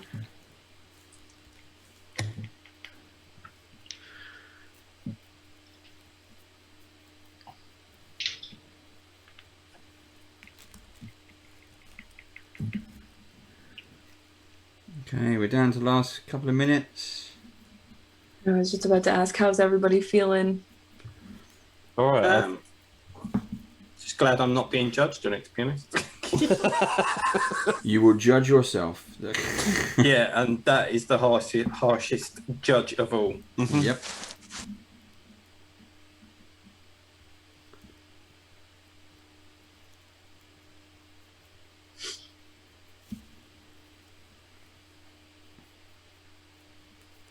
Yeah, I think I mean, I haven't really done much more than put all the base colours down, realistically. But I'm happy with the way they've turned out so far, if that makes sense. And I'm pretty confident that going forward with it, I could make it look half decent. The only thing I don't think I'm going to get for years is faces and eyes. That, to me, is just witchcraft. It is definitely a something that you've got to definitely work on. Like I said 100 times, I didn't get like this overnight. This is this whole process has been 5, almost 6 years now that I've been doing this, and it's been a lot of learning and trying things that I've never tried before, and all of that. So you don't get good overnight. Practice. I bet, Jeff, if you practice eyes on everything you do, even monsters, because monsters can help too. Yeah.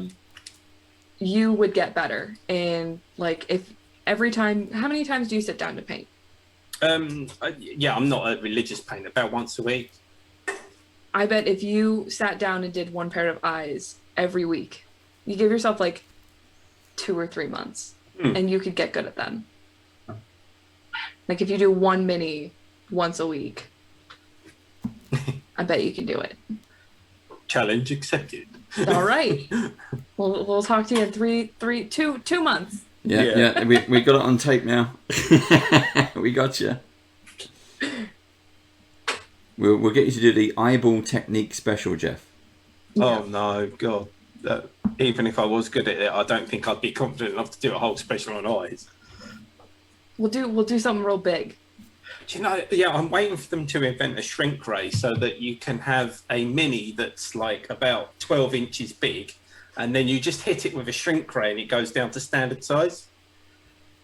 I want to say they make miniatures. Yeah. That size. I've got a couple that we've 3D printed that are super large. Busts are great for practicing your eyes. That would be good actually, because you know, like you could get rather than a 28 scale mini, you get something much bigger. So you have like a shelf copy of your character, your favorite character. That's actually what I really like about Hero Forge, I found. Yeah.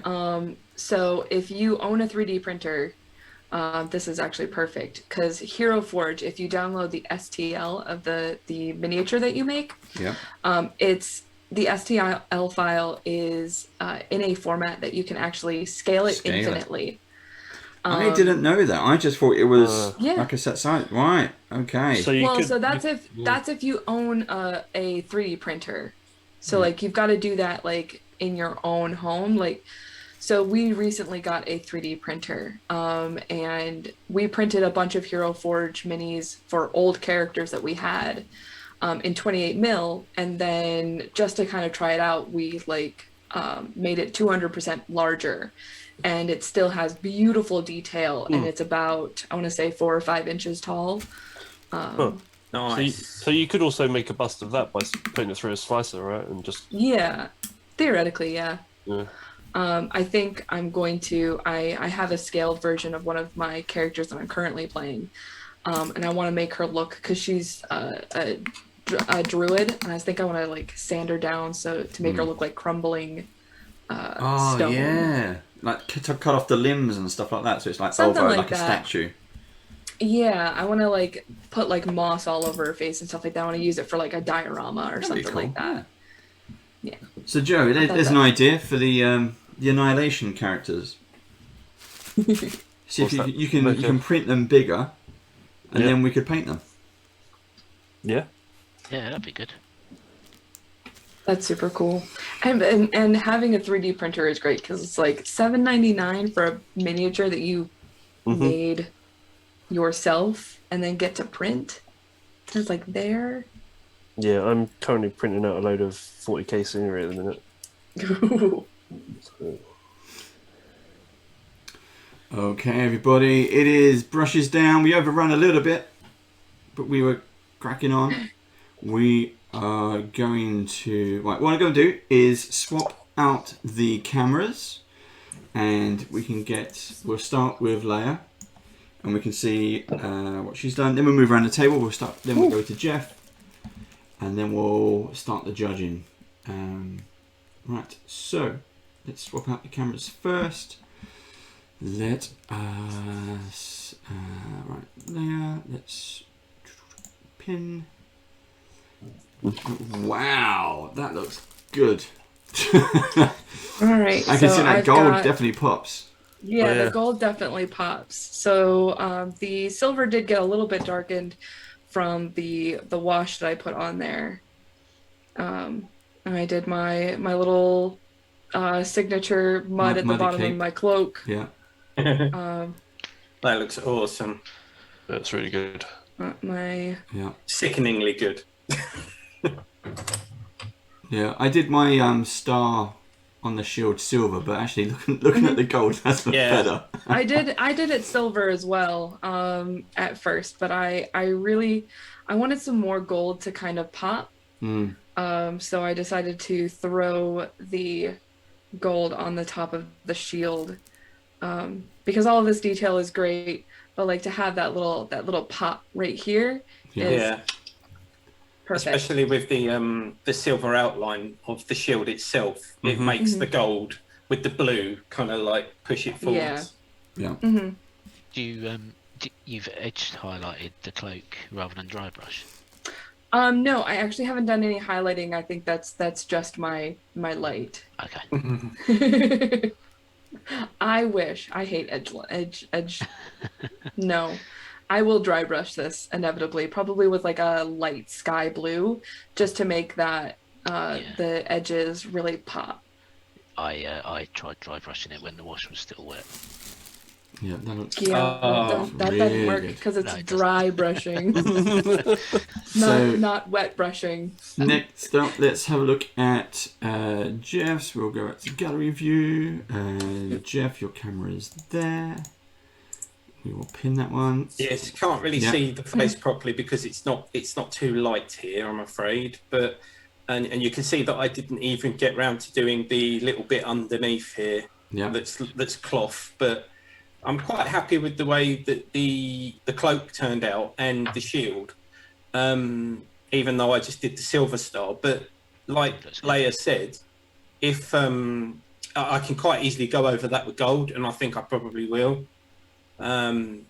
But I yeah, think that silver and that blue is really nice though. Like you've got that blue that marries really well with the silver that you're using. yeah, You it's used quite like a really bright silver, and I think that looks. I think if you left that that star, I think it would look fine.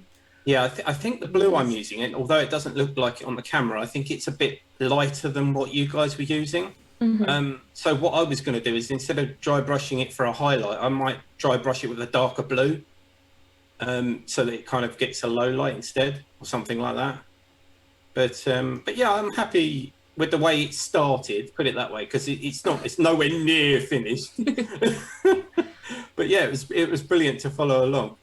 Awesome. Cool. I like that. Right. Okay. So judging begins now. We will. We'll start with me. We'll do me, Steve, and Joe. I can't even find my own mini. There I am. Boom and boom. So this one, as you can see. So what I did, I used the technique from last week. I used gunmetal silver with a dab of black to kind of help that. I don't know if that helps or not. Zoop. That is a blue with the silver on top. Nice. There's the cape. You can see I've got a bit of wash on there. It's still drying. Didn't get to the sword. Looking good, Dave. But what I got on there is what I did start to do is, I don't know if that will show up on there. Oh, there we go. Look, you can get a better view. Is across the neck. So I did the same thing in the picture you get in the box. This bit is like silver with the 2 clasps, but yeah, I like the whole thing going all the way around actually. And then I'll go over and paint these probably silver or gold. But yeah, I like that. I did the 2 clasps. I did the gold, but like that collar that looked like some silver bits. Yeah.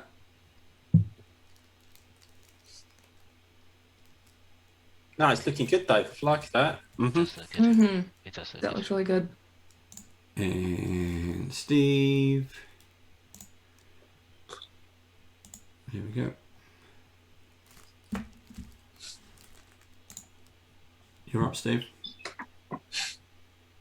I went slightly off script. Oh, Nice. You went with the white one. A white shield with the Ooh. gold starburst. yeah, that works. I like that. Try and get that in a bit closer. Let's bring that down a little bit. Get my hand behind it. There we go. So I picked out some of the gold highlighting on the fan brace, whatever it's called. The cloak, I just said I tried to dry brush it when it was still wet and it didn't come out very well. And you can't see it, but that is orange on the tail. So I did the other model. So I tried to pick an orange. It was the opposite side of the colour wheel. It's darkened up really badly with the black wash. So I need to dry brush that. Put a little bit of dry brushing on the armour, but didn't really get time to do it properly. Like I say, the wash was still wet.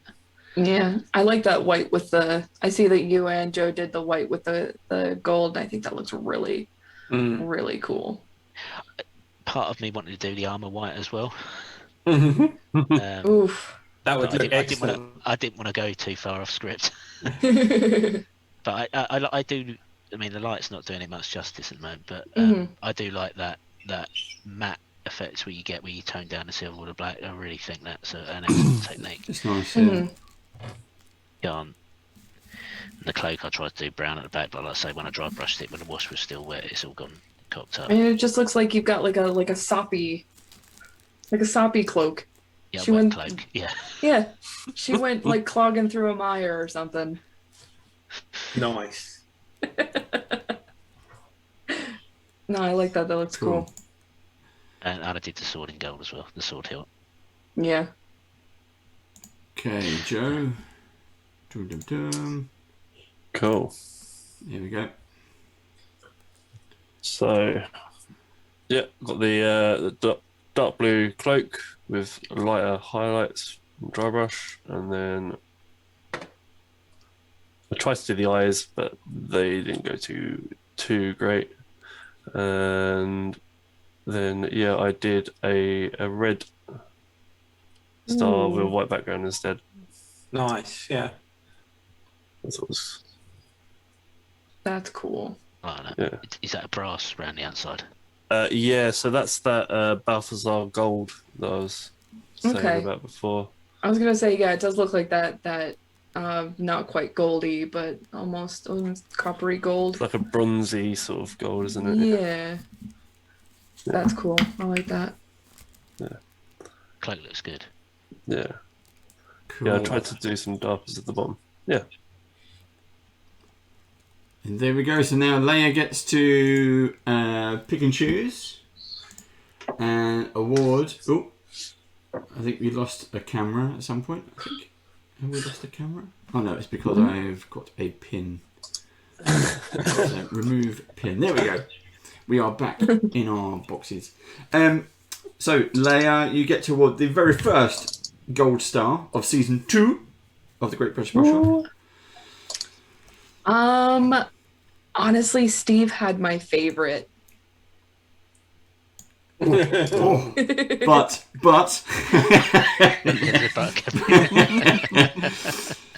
No, well done, Steve. Thank you very much. First gold star of season 1. I need to make a note of that so you guys don't slag me off for giving it all to Steve. Yeah. Which I did replace. You know. I did notice. Yes. Yeah, there you go. Weren't quick to shout that one out, though, were you? So well done, Steve. Thank you very much. But you, at home watching live, you get to judge who is the runner-up. So, Steve, can you do? What's the lowest amount of time you can do it for? 30 seconds. I can do it for a minute. Okay. And while Steve's doing that, he can talk to you for a minute. I can talk to you for a minute. Yeah, so I just have to push a few buttons and do this and do that. But if you're interested, the other things you can do is oh, I dropped something on the floor. I'm not sure what that was. Oh, I dropped a mini. I dropped a giant from our Thursday game with the Runelords. But we will be. The other thing that's happened with season 2 of Brush Off is we will be back next week and every Monday for the next 6 weeks. So do join us for that. You can catch up with us on YouTube as well if you miss out, and don't forget to watch all the pro tips and things. We will also let's change this up a bit. If you Okay, right, the poll is on up. Sorry for interrupting. The poll is up. It's only up for a minute, so Are you voting, Dave? I always vote. What, once, or are you dropping all of your channel points? I don't know how to use channel points. it does mean 0 good. But yeah, I definitely vote. Why has Dave got a capital V in his name? Yeah. Is it a subconscious thing, you know? So- V for vote, yeah? V for victory. If you would like to get involved with what we're doing here at Badgers, if you would like to come and paint, if you would like to come and play, you can catch up with us by joining our community over on our Discord channel. We have new games, starting every now and then. We're starting to do some charity games, which we'll be announcing soon, and we'll also have some one-shots every now and then for the rest of this year. We'll be doing some one-shots. To do that, we need more players, and to mix it up, you don't want to see the same old people every single time. The Badgers is a community. It's open to not just UK residents, but to everyone. So if you're interested in playing D&D or role-playing games in general, if you're interested in mini painting, or even just hanging out with us for a chat, come and join us. You'll find us on Discord. Now, the other thing you can do is follow our podcast. I did mention at the beginning, but we have a podcast. Steve can put it into dibbly-dibbly-doos onto the live chat for us. And then you'll be able to follow us and hear not just from some of the Badgers, but we have interviews with some of our special guests, and we have more special guests and interviews coming soon, and all kinds of stuff. We'll put it all on there. So check that out as well. So, Steve, did I fill a minute? You did fill a minute. Cool. Very, very well, professional. The winner is Joe. The winner is Joe! Thank you. Well done, Joe. Very well done. So we've got to start adding the extra stars on. And also some feedback, if you would. If you've been a regular viewer of our previous Brush Off, you would have known that we normally sit in those little square boxes. We changed it up because we got some feedback to say that you was actually interested in what we were painting. I don't know why. In what we were painting. And that's why we've done bigger boxes this time. So if that works for you, we'll continue with that. So please let us know. And that's it. Anyone got in the last minute bits and pieces? Are we doing our beholders again on Wednesday, or are we? No, whenever we do a hangout, Whenever we feel like it. Yep, cool. We might have some time. Who knows? We might have some time on a Friday now. Yeah. So let's see. I think Lee is going to be doing her vampire unboxing on Wednesday. So unboxing and an interview. So that might be going ahead. So we could always do a Friday, I think, if we're up to doing a hangout. And if you want to follow us on a hangout, just hang out and paint. It's brilliant. Yeah. So thank you very much to our pro artist Leia Robertson from Sorceress Sundries. Thank you very much for joining us again. Of course. Of course. Anytime. I loved it. It's good to have you on again, but actually, and because we did so much, again, we're trying different things. We're trying to get kind of the artist back on. Does it work in like a serial thing? Does it work to have an artist back for an entire season? These are all things that we could try, because nothing is set. So let's all try those. And thank you to Jeff. Jeff is one of our Badgers anyway, and you've probably seen him on various games. He's in our current Runelords game. He's been on our various YouTube adventures in the past as well, but is also in our upcoming Avernus game run by Joe, and that is coming in May. So stay tuned for that. Thanks for having me, Dave. It's always a pleasure. And again, any badgers happen to be watching this and you want to get into doing some of this, let us know. Just, more than welcome to come on. We don't always have to have our D&D celebrities and all that kind of stuff. This is about the community of what we're doing. So this is what we want to do. Chav Hunter's asking, do we know what miniatures we're going to be painting next week? We do, yes. We do. I don't have the list in front of me, but we do know. It's human male wizards we're doing this week. We're doing Ezren. Yes. We're doing Ezren from the Pathfinder series. Yeah, Nice. are we allowed to say who the guest painter is? If you have the list in front of you, because I don't. It's Jamie. That's Level not. Up Dice. No. Cool. That's not. I look forward to that one. It's not. Okay, then we're not doing human male wizards either. That's like 6 weeks down the line. Yeah, that's why I don't keep the list in front of me. Now I have to get the list, Steve. Now I have to get the list. So we've got to wait for the file to open. We've got to do all that. Chav Hunter's asking, see if WizKids can send you paint night kits. I think are they the American ones? That Yeah, are we only available in have America? we have actually asked in the past. The Yeah. problem was they're not out in the UK yet. You can order them directly from WizKids if you do want one. WizKids now have a UK or European shop. You can actually order from there. We've luckily got an American here that might be able to buy some and ship them over for us. We do. That's cheeky. Okay, so actually, Wow. I see how it is. we got a network and hit up those contacts. Yeah, that's it. Do you know what I mean? We've got enough people that might be able to pick us up a couple. So Steve, to answer your question, next week we have Jake Norman from Mini Terrain Domain joining us. Jake will be back. He was with us in season 1, and we will be painting the Human Female Cleric. Okay. So there you go. So if you can pick one up, again, come along, paint with us if you can. That'll be most enjoyable. And keep sending in your photos. Again, we have an art section in our Discord community. Everyone posts some bits on there. We put them out on socials as well when we can. But yeah, if you want to share them with us, please do. Hashtag RPG Badgers or at RPG Badgers. Yeah. Cool. Right, until then, good night, everybody. Thank you very much for joining us, Bye, everyone. everyone. Thanks Thank for you again, joining. Leia. Bye. Cheers, Jeff. Yeah. See you all. Yeah, thanks, Leia. Thanks for all the tips. Bye, guys. And goodbye. Have a good one.